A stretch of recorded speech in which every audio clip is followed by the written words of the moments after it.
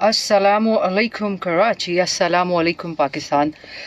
मैं हूं आपकी अपनी होस्ट नुसरत आबिद जाफरी और ये आपका अपना शो है जिसका नाम है स्पॉटलाइट।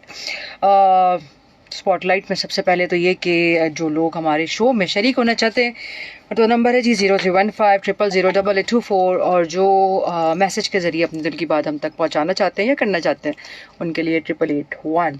साथ ही साथ जनाब अली फेसबुक का जो पेज है हमारा वो है सिंध FM 88.6 एंड रहनुमा न्यूज़। ये दोनों वो प्लेटफॉर्म्स हैं जहाँ पे आप हमसे कमेंट्स करके और इनबॉक्स करके बात कर सकते हैं, अपनी राय दे सकते हैं। जो सबसे पहली न्यूज़ है वो यही है कि by the grace of almighty Allah पाक हमारा सीज़ फायर हो गया और चीज़ें अल्लाह करे कि जो है वो अच्छाई की तरफ जाए। और जो ये चीज़ें हो रही थी ऑब्वियसली बोथ साइड हमारी जो है वो दिली दिमागी तौर पे हम थोड़ा सा मफलूज हो गए थे और हम जो है वो एक स्टक हो गए थे एक सिचुएशन में। लेकिन चलें, अच्छी बात है कि सिचुएशन थोड़ी सी हल की तरफ गई और चीज़ें मज़ीद अच्छी हो, ये हमारी दुआ है। शो का बाकायदा आगाज़ हम कर रहे हैं और हमारे शो में आज जो गेस्ट है हमारी वो बस कुछ ही देर में हमारे पास होंगी। ट्रैफिक के हालात आपको पता है जिस तरीके से हैं, तो वो स्टक हैं वो भी एक जगह पे और किसी भी लम्हे वो यहाँ होंगी और जब वो यहाँ होंगी तो हम उनसे करेंगे फ़िल्म की बात। और ये वो गेस्ट है हमारी जो पिछले हफ्ते हमारे साथ आ रही थी और उनकी मदद की वजह से वो हमारे शो का हिस्सा नहीं बन सकी उस वीक। लेकिन हम उनसे बिल्कुल अभी मुलाकात करेंगे, आपकी बात कराएंगे, उनकी फ़िल्म के हवाले से बात करेंगे। बहुत सी ऐसी चीज़ें कि जो उन्होंने in between the making of the movie बहुत सारी चीज़ें बड़ी उन्होंने फेस की हैं और वो इनसाइट्स क्या हैं वो भी हम उनसे बात करेंगे। तो हम जो हैं जनाब अली अपनी पहली कॉलर की तरफ चलते हैं। जब तक हमारी गेस्ट हमारे साथ हमें ज्वाइन करती हैं देखते हैं वो क्या कौन है, कहाँ से हैं और क्या कहती हैं। अस्सलाम वालेकुम कराची, अस्सलाम वालेकुम पाकिस्तान। वालेकुम अस्सलाम। नूरे जन्नत, कैसी हो आप? मैं ठीक हूँ बिल्कुल। हाँ जी, क्या कहेंगे आप? इसी जैसा आपका शो शुरू हुआ है। बस अभी थोड़ा हम अपने असल में कुछ टेक्निकल इश्यूज भी थे और हमारी अभी गेस्ट जो है हमें ज्वाइन भी कर रही हैं, तो उस वजह से बस अभी हमने अपना शो स्टार्ट लिया है और हम अभी फिल्मों पे बातें करेंगे जिनकी एक बहुत अच्छी मूवी आ रही है उसके हवाले से। तो बस थोड़ी देर में मैं जी तो बस वो जी दोबारा कहिएगा, क्या कह रही हैं? बकरीद पे आ रही है मूवी। जी जी जी जी बकरीद पे आ रही है, बकरीद पे आ रही, बिल्कुल बिल्कुल बिल्कुल। और बताइए नूरे जन्नत, कुछ और कहना चाहेंगी? मेरे खाला के बेटे जहाज पे गए, उनके लिए दुआ करवाइएगा। अल्लाह पाक उनको जो है वो जिहाद पे अगर गए हैं तो अल्लाह पाक उनका जिहाद को कबूल फरमाए। लेकिन सीज फायर हो गया नूरे जन्नत और अभी जो है वो जंग थम सी गई है और अल्लाह करे कि जंग हमेशा के लिए थम जाए, क्योंकि जंग जो है वो किसी भी चीज़ का जो है वो हल नहीं है, उससे बड़े सारे इशूज क्रिएट होते हैं, आम पब्लिक बड़ी उससे डिस्टर्ब हो जाती है। लेकिन हमारी फोर्सेज इतनी अच्छी है, हमारी फोर्सेस इतनी अच्छी कि अल्हम्दुलिल्लाह हम सारी जंगें जीत ही जाते हैं। अल्हम्दुलिल्लाह अल्लाह पाक हमारे साथ है। हम पाकिस्तान बहुत अच्छा है। बिल्कुल बिल्कुल बहुत अच्छा। और नूरे जन्नत कुछ कहना चाहेंगी? एक पाकिस्तानी सॉन्ग लगाइए। बिल्कुल लगाऊंगी, अगर मौका मिला तो जरूर लगाऊंगी आज। ठीक है, अल्लाह हाफिज। गाना भी लगा देंगे अगर मौका मिला तो। हमारे साथ एक और कॉलर है, जब तक हमारी गेस्ट हमें ज्वाइन नहीं करती हम कॉल्स ले लेते हैं, देखते हैं कौन है, कहाँ से और क्या कहते हैं। अस्सलाम वालेकुम कराची, अस्सलाम वालेकुम पाकिस्तान। वालेकुम सलाम कराची, वालेकुम सलाम पाकिस्तान। क्या हाल है जी? जी अल्हम्दुलिल्लाह, आप कैसे हैं मेरा भाई? ठीक ठाक हैं? शुक्र अल्हम्दुलिल्लाह जी, आप कैसे हैं? ठीक हैं? तबीयत सही है? करम अल्लाह का, आपकी दुआ चाहिए। जी भाई क्या कहेंगे? नहीं माशाल्लाह, प्रोग्राम तो आपका बहुत अच्छा हो रहा है। शुक्र अल्हम्दुलिल्लाह, थैंक यू। शायद आप पहचान नाम नहीं पूछ रहे। जी मेरा भाई क्या कह रहे हैं? मैंने कहा शायद आप पहचान गए, नाम नहीं पूछ रहे। नहीं नहीं, नाम आप मुझे खुद बताएं, मेरे अलावा और भी लोग जानना चाहते हैं, लेकिन मैं पहचान गई हूँ, लेकिन आप अपना नाम बताइए। जमाली बात करो आपको से। जी जी जी जी, आप चौकी से। कैसे हैं भाई जमाली भाई? ठीक है शुक्र अल्हम्दुलिल्लाह दीदी, आप सुनाए आप कैसे? ठीक हो? मैं बिल्कुल ठीक ठाक, दुआ चाहिए आपकी। बस ये है कि अल्लाह ताला खैर करे। बस माशाल्लाह हमारी फौज ने बड़ा अच्छा जवाब दिया है। बेशक, हालांकि नहीं मान रहे थे, रुक जाओ लेकिन नहीं माने। दोनों को बाहर भुगतना पड़ रहा है। भुगतना तो सर बड़े माजरत के साथ भुगतना तो जब जंग जैसी चीज होती है तो भुगतना तो सभी को पड़ता है, स्पेशली एक आम आवाम को हर लिहाज से। और जिस तरह से हमारी फोर्सेस है और जिस तरीके से हमारे फोर्सेस ने हमारा सर बुलंद किया है, उसकी तो कोई बात ही, मतलब उसके लिए तो अल्फाज भी नहीं है ना, अल्फाज भी नहीं है बिल्कुल। हालांकि बोलते रहे कि भाई समझ जाओ, सुधर जाओ, सुधर जाओ, तो जंग में तो फायदा नहीं, जंग में दोनों ममालिक को नुकसान होगा ना। जी बिल्कुल। हम मसला है कि नहीं समझ पा रहे, लेकिन आज माशाल्लाह फजर के बाद उन्होंने इतने खुश हो। जी जी जी जी, वो पूरी आवाम में, पूरे पाकिस्तान ने ही देखा जिस तरीके से जवाबी चीजें हुई हैं माशाल्लाह से। हम बहुत प्राउड हैं और हम बहुत प्राउड फील करते हैं कि हमारे पास, हम वो नेशन है जिसके पास सबसे बेहतरीन जो है वो एजेंसीज हैं और बहुत अच्छा हम काम कर रहे होते हैं। और हम प्राउड हैं और हमारा प्राइड है ये तमाम एजेंसीज, और जो लोग हमारे लिए, हम जब सो रहे होते हैं तो वो जाग रहे होते हैं और वो हमारा सर बुलंद कर रहे होते हैं। एनीवेज अभी 1 घंटे पहले जो है वो सीज फायर हो चुका और हमें अच्छी अच्छी बात करनी चाहिए। हम एक डिप्रेसिव माहौल का हिस्सा बन गए थे तो कुछ दिनों से, लेकिन by the grace of almighty Allah पाक हम उस चीज से निकल आए और अल्लाह पाक हम सबको उस चीज से निकाले। आमीन आमीन आमीन। और ये जो पीएसएल भी थोड़ा रुक गया है। जी भाई, मैंने पीएसएल भी रुक गया है थोड़ा। सर हालात ऐसे रहे हैं, आपको पता है। अब ये तो खैर ये तो एक अच्छी चीज है कि पीएसएल हमें शायद एज अ नेशन इतना शायद नुकसान उस लिहाज से ना हो क्योंकि पीएसएल शिफ्ट हो गया टुवर्ड्स दुबई, बट जो आईपीएल है वो तो कैंसिल ही हो गया ना, आपको पता है। हाँ वो तो कैंसिल ना, पीएसएल दुबई शिफ्ट हो गया। जी जी। अच्छा, कब से मैच स्टार्ट होगा? सर ये मुझे नहीं पता, ये तो स्पोर्ट्स के हमारे जो शो है वो वहीं से पता चल सकता है, लेकिन जो मेरे पास अब जो अपडेट्स थे वो मैंने आपको बता दिया कि वो पीएसएल जो है वो ऑफिशियली अब दुबई से हो रहे हैं। अच्छा, ये जो अपना नेशनल सॉन्ग है अगर वो चलाएं तो मैं आपको बता दूं। सर मैं कोशिश करूंगी, वैसे मैंने एक लाइनअप रखा हुआ है, सबका बड़ा फेवरेट है, अगर मुझे मौका मिला तो मैं जरूर चलाऊंगी। नहीं, ये बड़ा अच्छा सॉन्ग है, मेरे ढोल सिपाही है तो नूर बदिया रखा। अच्छा सर, मैं कोशिश करूंगी। चलो ठीक है जी, बहुत बहुत शुक्रिया, thank you so very much. Pakistan जिंदाबाद, पाकिस्तान जिंदाबाद। ये हमारे जमाली भाई थे, हमेशा कॉल करते हैं, बड़ी प्यारी बात करते हैं और अच्छे टू द पॉइंट बात करते हैं। एज अ नेशन थोड़ा सा आज मैं प्राउड भी फील कर रही हूँ, बट जो हालात चल रहे हैं उसमें मैं थोड़ा सा डाउन भी फील कर रही हूँ क्योंकि जो है वो डिप्रेसिव रहा है चीज़ें और दिमाग और दिल पे चीज़ें ये नक्श हो जाती हैं। बहरहाल एक कॉलर है हमारे साथ, हम देखते कौन है, कहाँ से और क्या कहते हैं। अस्सलाम वालेकुम कराची, अस्सलाम वालेकुम पाकिस्तान। वालेकुम अस्सलाम व रहमतुल्लाहि व बरकातहू। वालेकुम सलाम, कैसे मेरे भाई, ठीक ठाक हैं? अल्हम्दुलिल्लाह, आप सुना आपकी तबीयत ठीक है? खैर खैरियत से? अल्हम्दुलिल्लाह बिल्कुल ठीक ठाक, दुआ चाहिए आपकी। जी मैं भी अल्हम्दुलिल्लाह बहुत खैर खैरियत से हूँ, आपकी दुआएं चाहिए और बहुत अल्हम्दुलिल्लाह मुतमईन है, शुक्र है अल्लाह का एहसान है। बड़ी बेहतरीन बात, क्या कहेंगे आज के शो के अपने घरों में हम बहुत मुतमईन है, अल्लाह का एहसान है और उस पर हम जितना शुक्र अदा करें वो कम, ये अल्लाह का एहसान है हम पर। बिल्कुल बिल्कुल। और बहरहाल जो होना तो वो तो हो गया, अब हमें चाहिए कि अपनी खुशियों को अपने पास रखे और खुश रहे। भाई बात ये है कि खुशी तो तब होगी जब हम अपने, जाहिर बात है नेशन हमारी माँ है, जहाँ हम रहते हैं वो हमारी माँ है, तो माँ को अगर कोई तकलीफ पहुंचाएगा तो हम कैसे खुश हो सकते हैं, ये एक सोचने वाली बात है। बहरहाल हम सेल्फिश लोग नहीं है और हम कावर्ड भी नहीं है, तो ये है कि हम बैलेंस चलते हैं अल्हम्दुलिल्लाह। तो आज जो दिन यकीनन वो खुशी का दिन, और आज हमारे जो पाकिस्तान ने जो कारनामा दिया तो यकीनन मुस्तहिक और अप्रिशिएट की दाद रखते हैं। हमें और कुछ नहीं करने तो कम से कम उसके लिए तो दुआएं तो कर सकते, और चाहना बचाने अगर हमारे जरूरत भी आते हैं तो हम तो अपने आप को हाजिर खिदमत कर सकते। बिल्कुल ऐसा ही है, कोई शक नहीं कि वो हम नींद आराम से सोते हैं और वो हमारे लिए हिफाजत करते हैं। तो हमें भी चाहिए कि हम जब दुआ करें तो अपने दुआओं में उनको खास तौर पर याद रखें। बेशक बेशक। उनको क्या होगा, उनको और हौसला होगा। बिल्कुल ऐसा ही, जो काम दुआ से की जा सकती है ना, तो मैं समझता हूँ ये उनके लिए बहुत अच्छा है।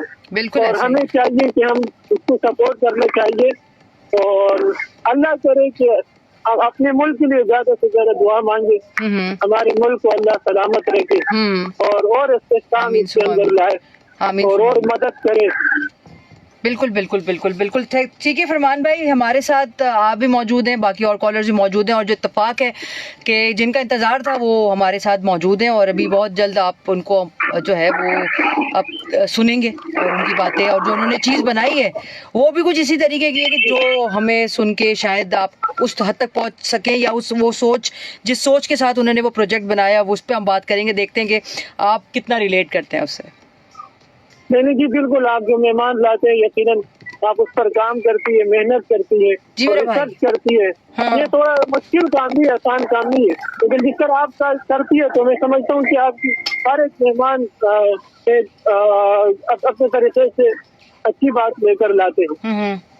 नहीं, सबकी यही ख्वाहिश होती है, और सब जो है वो यही चाहते हैं कि अपना प्रोग्राम अच्छे से अच्छा करें। लेकिन अभी हमारी चूंकि गेस्ट आ गई है, हमारे पास टाइम थोड़ा सा कम है, तो इसलिए मैं चाहूंगी कि हम उनसे बात करते हैं, आप भी सुने, मैं भी जानना चाहूंगी उनसे कि उनके प्रोजेक्ट के हवाले से। ठीक है, सुनने वालों को वालेकुम अस्सलाम फरमान भाई, thank you so very much. हाँ जी, जो जिस शाहकार का था इंतज़ार वो आ चुका है, और ये है कि मैंने पहले ही बताया था कि आज जो हमारी गेस्ट हैं वो उनकी मदर की तबीयत लास्ट वीक ठीक नहीं थी, और काफ़ी लोगों ने पूछा था कि वो क्यों नहीं आई हैं, तो लोगों का प्यार भी है उनके साथ, और साथ साथ में ये है कि चूँकि वो हमारी गेस्ट थी और वो सारी चीज़ें हमने लगाई थी, तो लोगों की एक जो है वो उनसे उनको सुनने का जो दिल था कि वो कि उन्होंने जो क्या प्रोडक्ट बनाई है और ऐसा क्या होगा फिल्म इंडस्ट्री में कि वो जो है कोई मार्का मारेंगी, या जो है वो कोई ऐसी चीज़ होगी जो बहुत हटके होगी, वो सब कुछ सुनेंगे।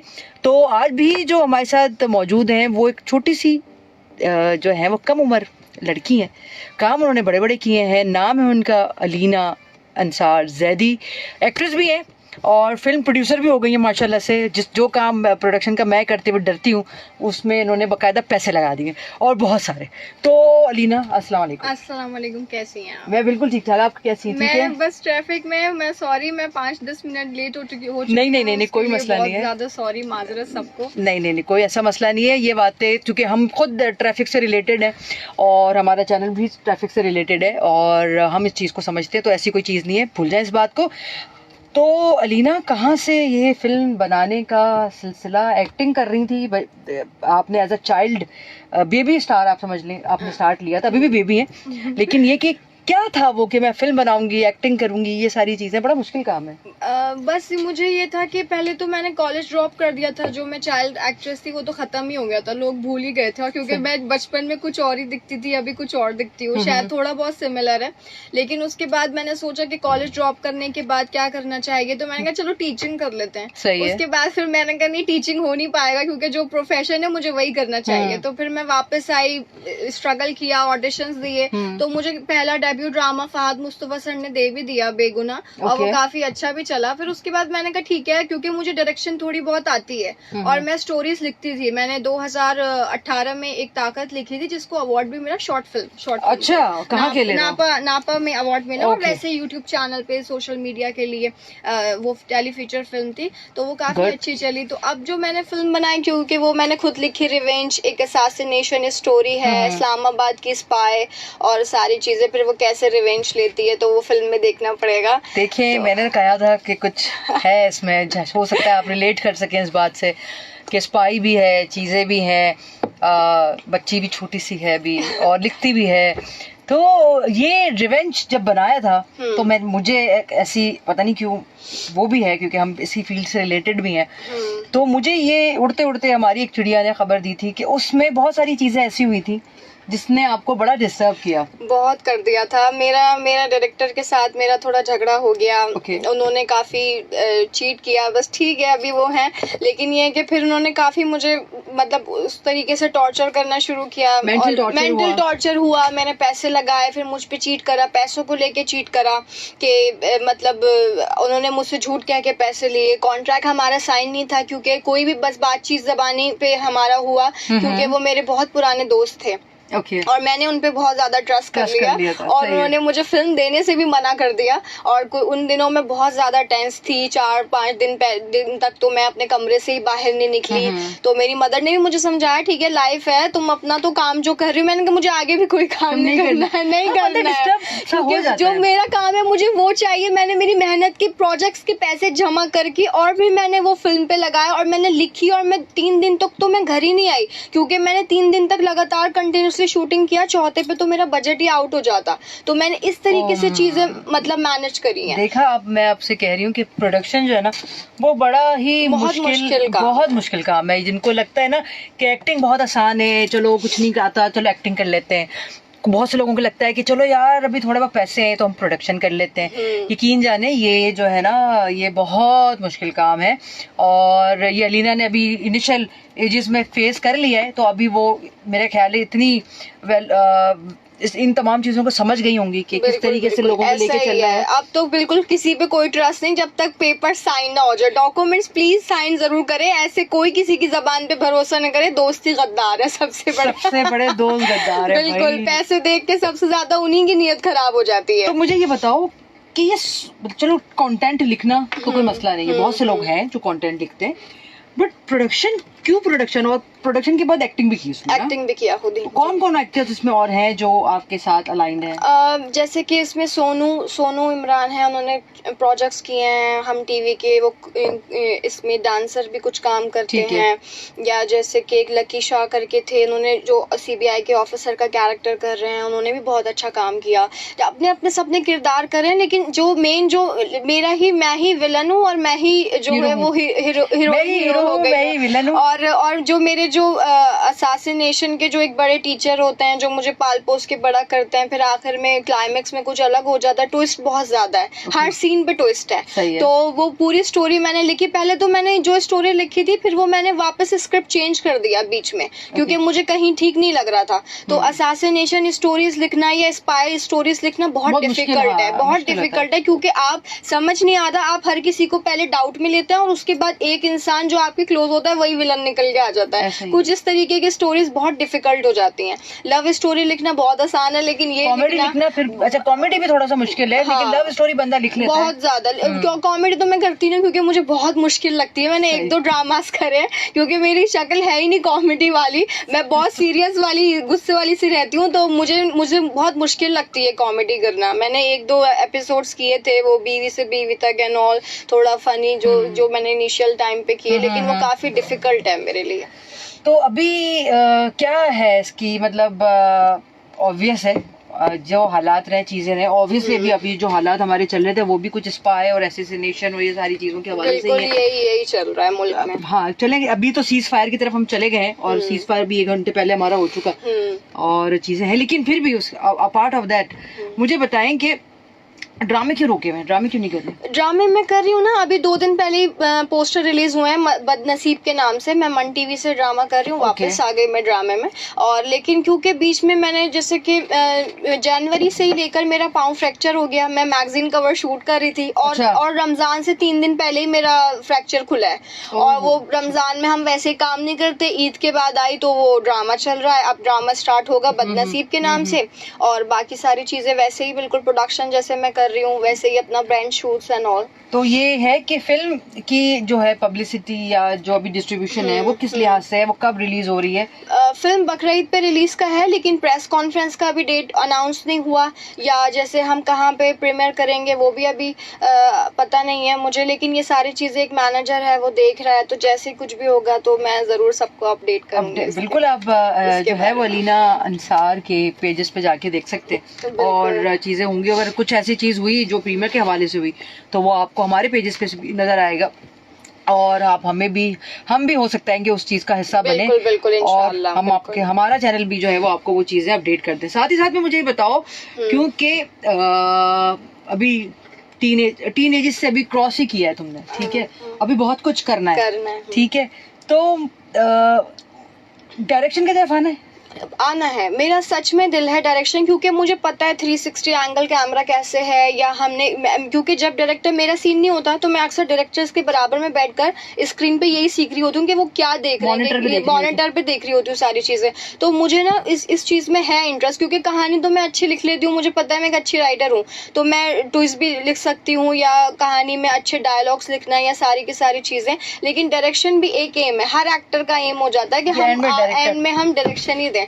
तो मुझे भी लगता है कि मैं कभी ये करूंगी। अब 2026 में मैं इंशाल्लाह एक फिल्म मेरी आएगी द क्वीन ऑफ कराची के नाम से।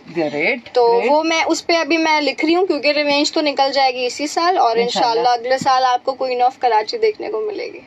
क्वीन ऑफ कराची, क्वीन तो ये है ही, ऑफ कराची भी यही होंगी यकीनन। बिल्कुल ऐसा और बहुत सारी चीजें की अच्छी बात है कि टैलेंट जो है अपने आप फोकस्ड है, ये सबसे अच्छी बात है। मैं बहुत ज्यादा शुरू से अपने करियर को लेके बहुत ज्यादा फोकस, क्योंकि मुझे पता लग गया कि इसी करियर ने मुझे सब कुछ दिया है, पैसे, नाम, शोहरत, इज्जत। और मेरे वालिद भी क्योंकि इंडस्ट्री से ही थे, मेरे बाबा भी एज एन एक्टर मॉडल ही थे, फिर अब तो वो एक कंट्रोलर हेड ऑफिसर बन गए, तो अभी तो उन्होंने छोड़ दिया। लेकिन उन्होंने मुझे हमेशा से यही चीजें सिखाई, जो चीज आपको नाम दे दे, जो चीज आपका काम भी बन जाए, प्रोफेशन भी बन जाए, तो फिर आपको उसी का ही हाथ पकड़ के चलना चाहिए, आप उससे हटे नहीं फिर, क्योंकि वो हो नहीं पाएगा। अब मैं एक्टर हूँ, मैं डॉक्टर के लिए कोशिश करूँ, वो हो नहीं पाएगा, वो अच्छा बिल्कुल नहीं हो पाएगा। अच्छा, एक और भी चीज ये है कि मैंने ये देखा है कि जिस तरीके से डॉक्टर्स जो हैं वो भी कभी कभी डाइवर्ट हो जाते हैं दूसरी फील्ड्स में, बट हमारी एक मीडिया की फील्ड ऐसी है कि अगर हमें इसमें अगर हम आ जाते हैं तो उसको छोड़ना बड़ा मुश्किल हो जाता है, क्योंकि जिनको आदत है ना 24 घंटे कैमरे, अब जैसे मुझे आदत है कैमरे के बिना मैं नहीं रह सकती, मुझे सुकून मिलता है कैमरे के आगे।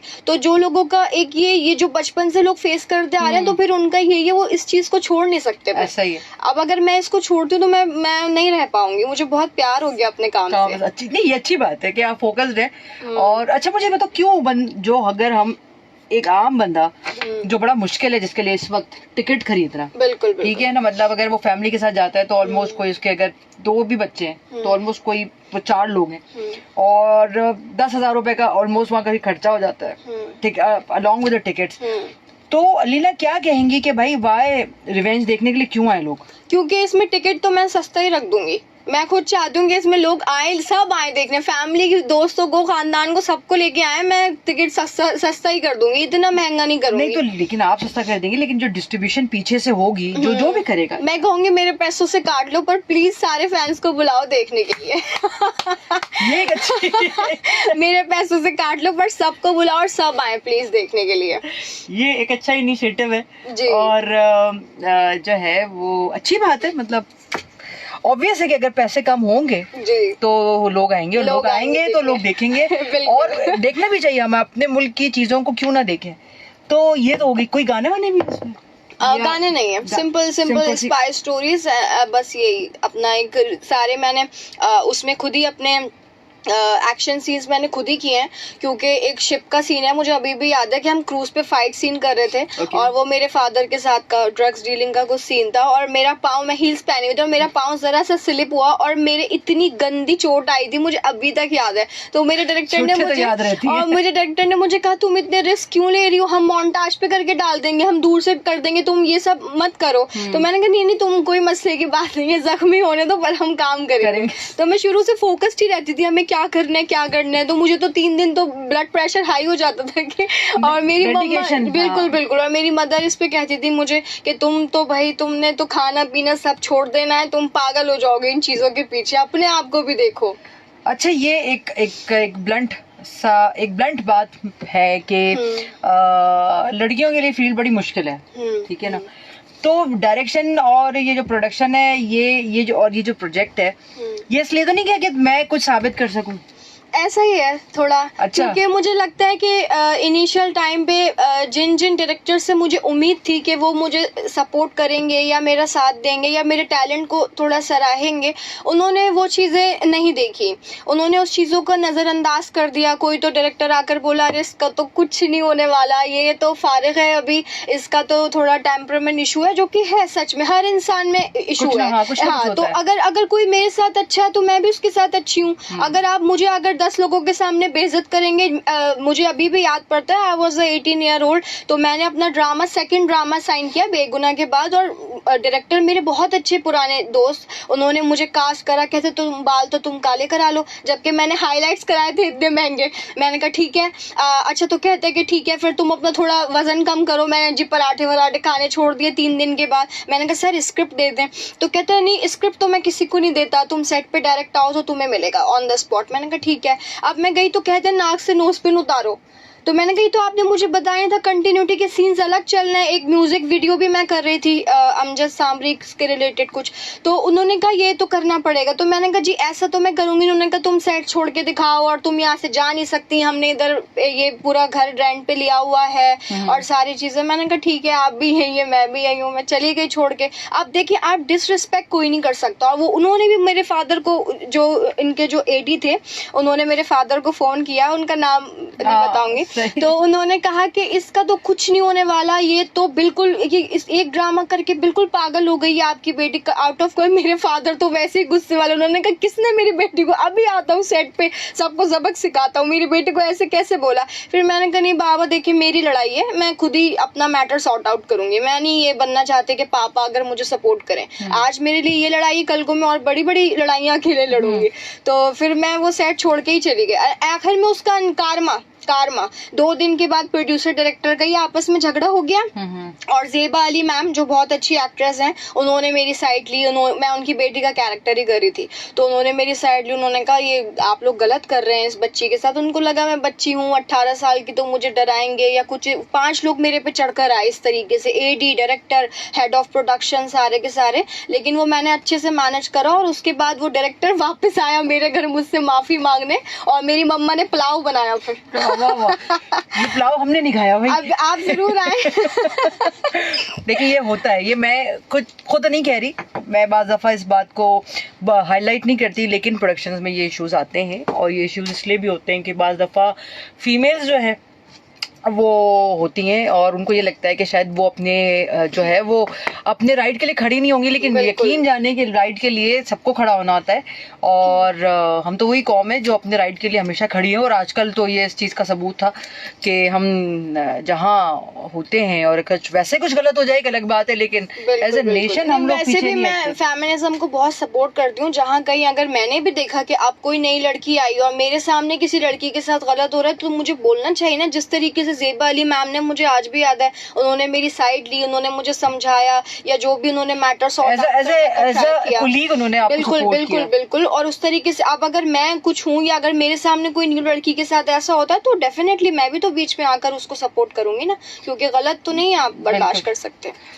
क्वीन ऑफ कराची ये अगले साल का एक नया टास्क है इनका, और क्या मतलब क्यों ये इस तरह के सब्जेक्ट्स क्यों? क्योंकि जिस तरीके से हम ड्रामास बनाते हैं, पाकिस्तानी ड्रामा, मैं भी करती हूँ काम, अब करना तो है क्योंकि इसी इंडस्ट्री में रहना है। अब लेकिन जो उधर का जो मैसेज है ना, वो गलत है कि आपने देखे हस्बैंड ने उसको छोड़ दिया, फिर वो डोमेस्टिक वायलेंस बर्दाश्त कर रही है, दूसरी औरत आ गई, उसको बर्दाश्त करना पड़ेगा। सहेली ने सहेली का हस्बैंड चुरा लिया, ये स्टोरीज से हम आगे नहीं जा रहे हैं। मैं औरत को रोने के हक में नहीं दिखा सकती कि औरत क्यों इतना रो रही है, इतना मजलूम क्यों है। औरत सब कुछ कर सकती है, वो चाहे तो वो एक वक्त पे बाप बन सकती है, जॉब कर सकती है, घर संभाल सकती है, सारी चीजें कर सकती है। मर्द नहीं कर सकते, मर्द एक टाइम पे इतनी चीजें नहीं कर सकते। अब आप देखें कि ये जो मैसेज है ना सोसाइटी में, ये ठीक नहीं है कि एक पागल लड़का लड़की के पीछे पड़ गया, जबरदस्ती शादी हो गई, अब वो टॉक्सिक रिलेशन चलता जाएगा और ये जी एंड हो गया ड्रामे का। तो मैं चाहती हूँ कि कुछ अलग, अब मेरे जो जितनी भी आप स्टोरीज देखे सब वुमेन एम्पावरमेंट के ऊपर है। ताकत देख लें, या जैसे रिवेंज अभी देख लें, अगले साल आपको क्वीन ऑफ कराची देखने को मिलेगी, तो उसमें लड़कियों को ही मेन लीड पे मैं हमेशा दिखाती हूँ, क्योंकि अब ड्रामास में तो वैसे ही हम रोना धोना कर ही रहे ना। सही तो बात है, तो मार धाड़ वहाँ हो, बिल्कुल एक्शन तो वहाँ पे दिखाना चाहिए ना। तो आपको ये नहीं लगता कि फिल्म थोड़ा सा पाकिस्तान में मुश्किल काम है?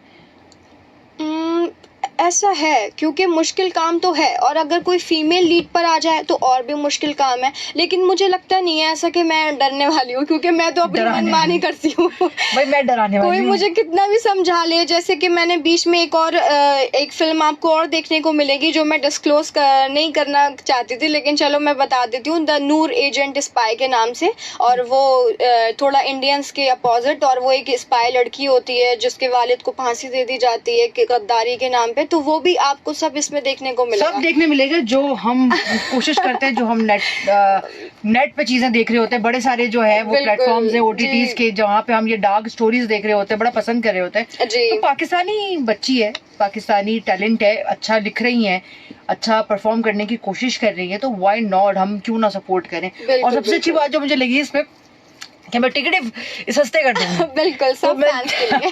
नहीं, उसके लिए फिर प्लानिंग बनाई। मैं आपको सच्ची बात बताऊं कि मुझे आई डाउट इट कि शायद आपको डिस्ट्रीब्यूशन की तरफ से या सिनेमा हॉलों की तरफ से आपको शायद कुछ रिस्ट्रिक्शंस आएंगी जब आप ये करने जाएंगी। बिल्कुल आएंगी, ठीक है। तो आप उसके लिए कुछ और चीजें देखें, क्योंकि अभी बहुत से ऐसे प्लेटफॉर्म्स हैं जहाँ पे आप अपना प्रोडक्ट भी बेच सकते हो, और साथ में अपनी प्रोडक्ट को आम करने के लिए बहुत से ऐसे जो है वो जो है क्या कहते हैं उसको, रोड साइड चीजें जो होती हैं उसमें अपनी चीजें देख सकती हैं, ताकि आप अपने आप को जो है वो एग्जिबिट कर सके। क्योंकि बेसिक बात यही है कि how you exhibit your product. तो अगर प्रोडक्ट अच्छी है तो ऑब्वियस है, चाहे वो यूट्यूब है, चाहे वो अगर आप अपने फेसबुक के थ्रू ही कर देते हो उसको, तो भी आपको आपका टैलेंट तो नहीं रुकता, टैलेंट तो निकलता है आगे।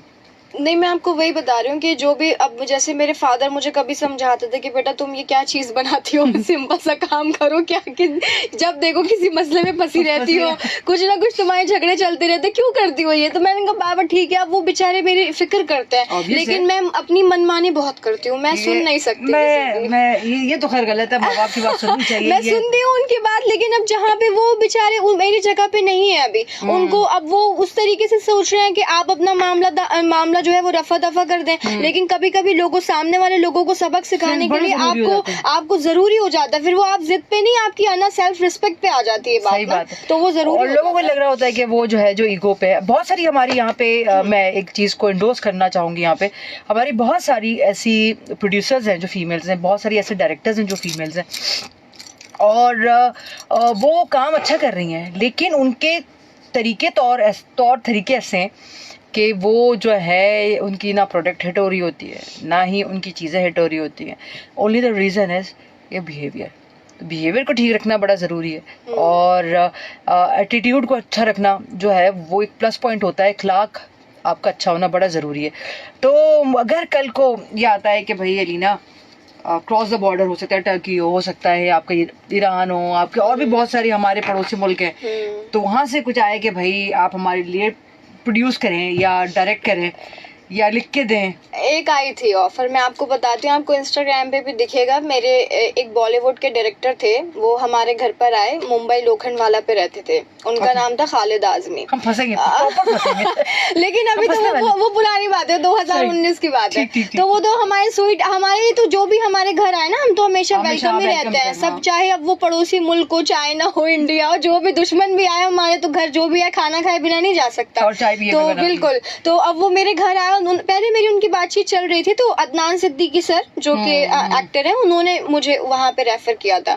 तो उन्होंने कहा जी देखें कि वो कपिल शर्मा के शो के मतलब राइटर हैं, तो उन्होंने कहा ठीक है हम अगले महीने आ रहे हैं, नेक्स्ट मंथ पे, और देखते हैं आपको फिल्म ऑफर है। एक प्रकाश उनके कोई डायरेक्टर थे, साउथ की फिल्म थी, तो उन्होंने कहा हम ये स्टोरी है और आपको जो है सामने आकर बात करेंगे, कॉन्ट्रैक्ट या नॉल सारी चीजें। मैंने कहा ठीक है, घर पे आए, अब हमारे घर आए, हमारे साथ खाना खाया, मेरे वालिद और हम साथ बैठे थे, बाबा और मैं, तो उन्होंने मुझे सारी चीजें बताई स्टार्ट टू एंड। बीच में उन्होंने मुझे एक सीन नहीं बताया, तो वो थोड़ा इंटीमेट सीन था, तो मैंने कहा ये तो नहीं हो सकता, तो जिसपे उनको बहुत गुस्सा आ गया और उन्होंने मुझसे बदतमीजी करनी शुरू कर दी कि तुमने सारी स्टोरी सुनी, हमारा वक्त बर्बाद किया, लेकिन उसके बाद अब तुम मना कर रही हो, तो ऐसा कैसे हो सकता है? तो मैंने कहा देखिए आपने मुझे शुरू बताया, आखिर बताया, ये नहीं बताया, बीच में आपने कहा सिर्फ लव स्टोरी है। तो मैंने कहा देखिए ऐसा तो मैं नहीं करने वाली हूँ। और मेरे फादर ने भी जब सुना तो उन्होंने कहा तुमने अग्री कैसे किया इसके लिए? तो मैंने कहा बाबा मुझे तो उन्होंने बताया ही नहीं था, ये मुझे तो बताया ही नहीं था, मुझे तो बताया ही नहीं था। अब उसके बाद उनकी ईगो पे इतनी लग गई। एक इंडिया के एक रिपोर्टर थे, उनका नाम था सुरेंद्र प्रताप, उनका एक न्यूज चैनल था। उन्होंने मेरे बारे में फॉल्स न्यूज बनानी शुरू कर दी। एक मतलब प्रोपेगेंडा जिसको बोलते हैं ना, आप सबको इकट्ठे कर लो और फिर इसको कुछ ना कुछ बोलो।